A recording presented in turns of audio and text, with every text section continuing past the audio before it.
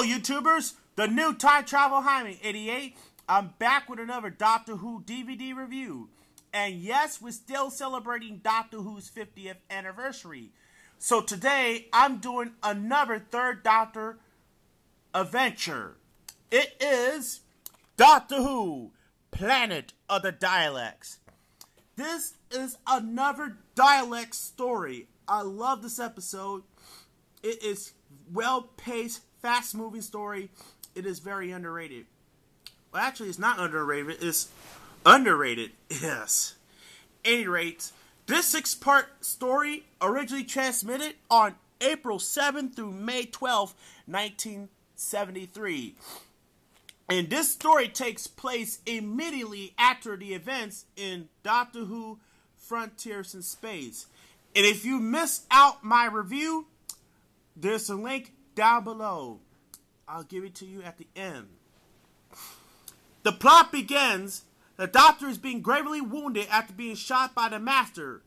Joe Grant managed to help the Doctor into the TARDIS when he used a telepathic circuit trying to send a message to the Time Lords before he collapsed deliriously. He tells Joe he may be asleep for a while and record it in a log, tell what happened, and falls into a coma, his body temperature dipping so slow that frost appeared on the skin, and both hearts only beat once every 10 seconds. Joe detects into the TARDIS log a portable recording device that she has been seeing since hearing the state before, and also that the TARDIS is moving, apparently being controlled remotely by the Time Lords with using the Stamarine remote control. When the TARDIS comes to the stop, Joe activates the external scanner, only to see some plants outside block the viewer by spraying a thick sap-like liquid at it. With the Doctor still in catatonic,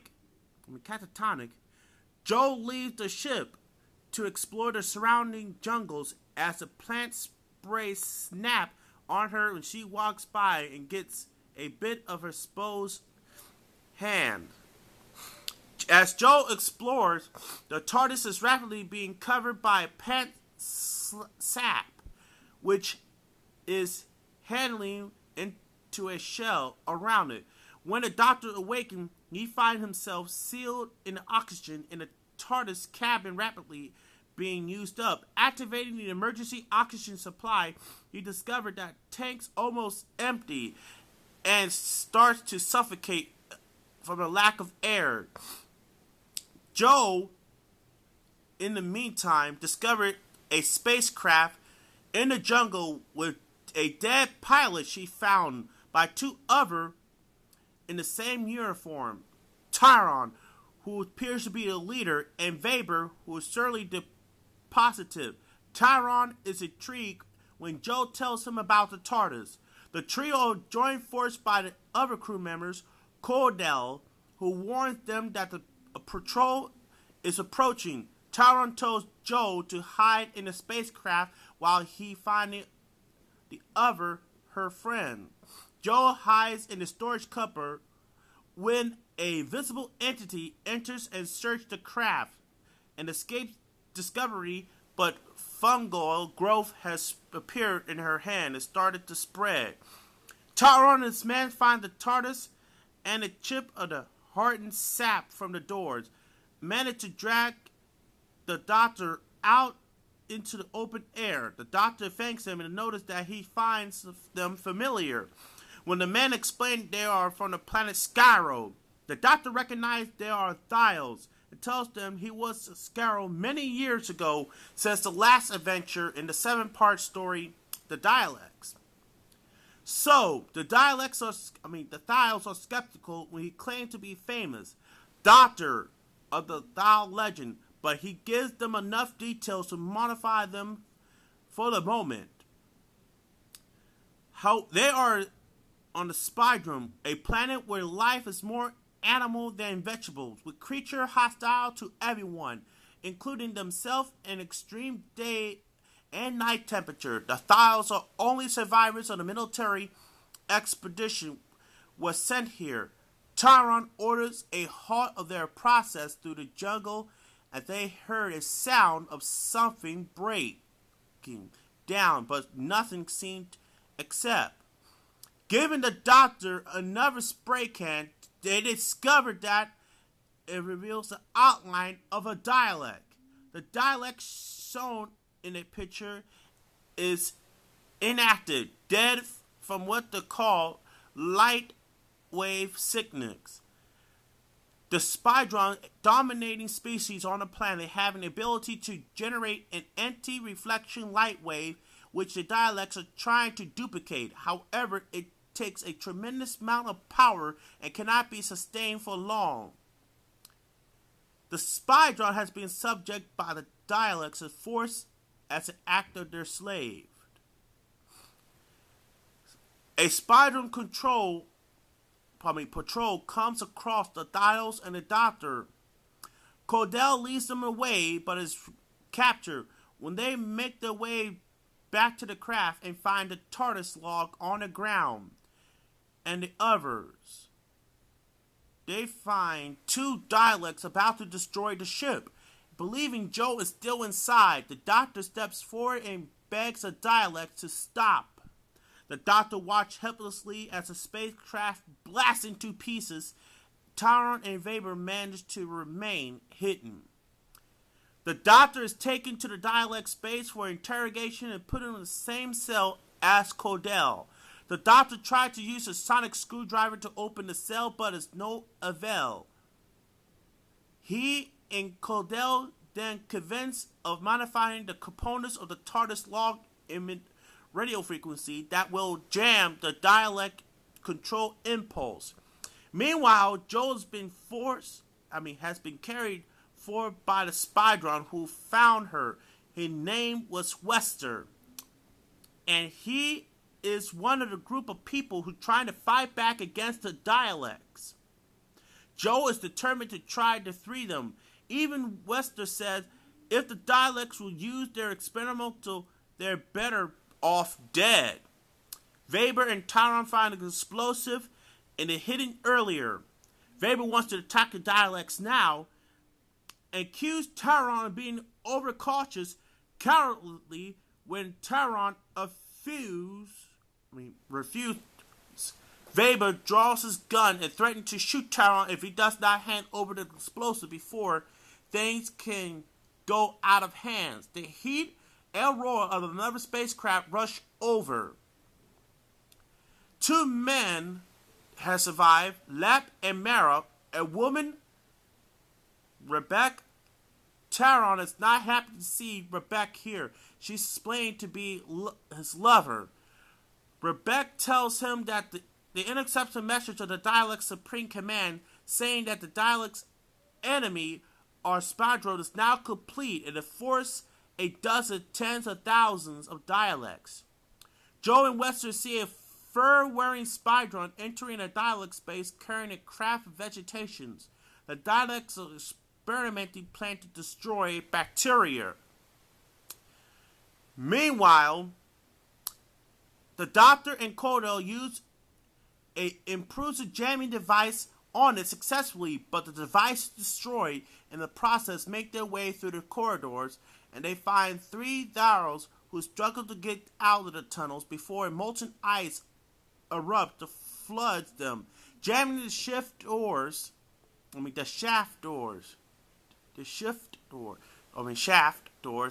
get them out as all run as Dalek patrol enters the corridor. It is covered by molten ice. The rest stumble into the chamber while the Murat weakens from the cold covers and then retreat. He is exterminated by the Daleks who find a map on his body showing the explosive. The Doctor seals the door with a sonic screwdriver. The Dalek section leader sent a patrol to find the destroyed explosion. Trapped in the chamber, the Thals and the Doctor find a huge refrigeration unit pumping excessive heat through the ventilation shaft that leads into the surface. The Doctor also discovers the Daleks' army stored adjoining chambers, sleeping in a suspended animation. A gravitational disc is sent for a Dalek so they can follow up in the shaft when another patrol is sent to the shaft exit point or the surface.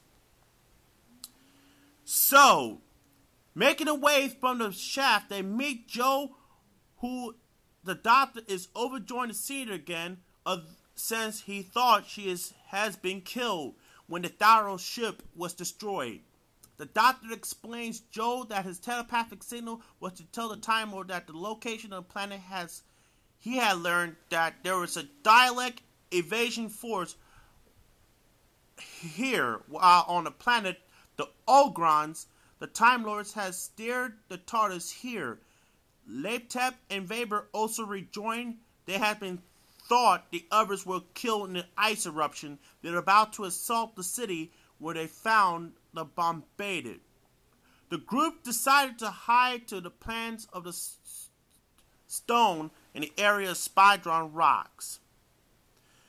As the plain stones, the doctor was able to keep the creatures with glowing eyes at the bay of fire using daybreak with the Daleks trying to force Weber into the lead.